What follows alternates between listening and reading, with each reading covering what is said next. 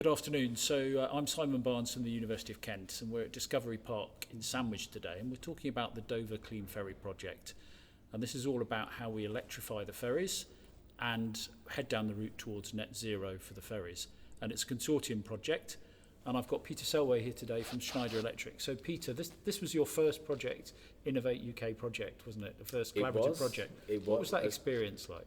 Yeah, well, it was quite a steep learning curve for us, because we're generally quite a commercial organisation and we haven't been involved in many of these projects before.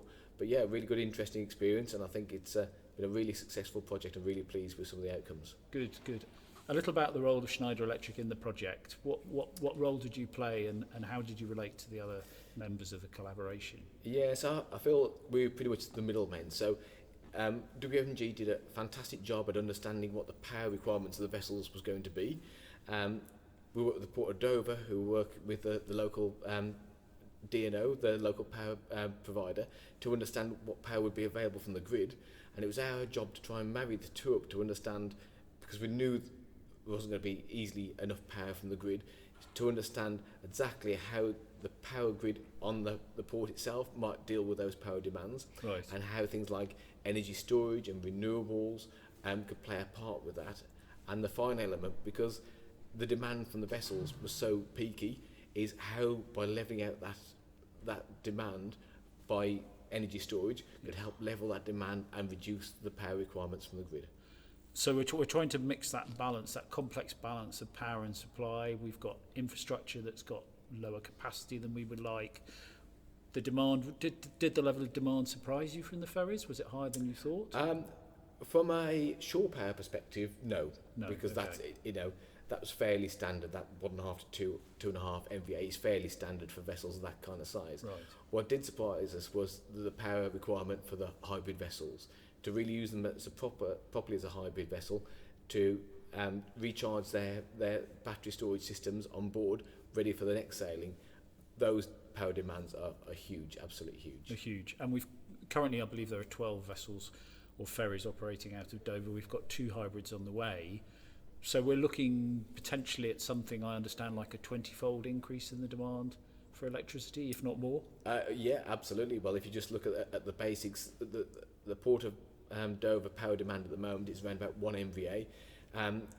In the summer, just the shore power requirement is around about 2.5 MVA per vessel, Right. and the hybrid vessels will need up to 18 MVA. Right, So okay. really vast amounts of power. Okay. And you're an international business. You're a French business. We are. Are you doing similar things in other parts of the world? Or? Yes, so we've installed over 140 shore power systems all around the world in various different sizes and scale.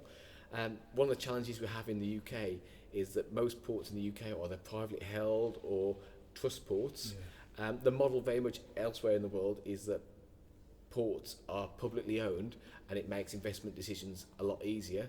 And again, so trying to get the UK government to fund shore power in the UK is a real challenge, because historically the UK government doesn't fund private enterprises, even though the benefits from shore power are considerable. Okay, so we've got to work out that political assignations as well in the UK, make sure that what we're doing in France is compatible with what we're doing in the UK.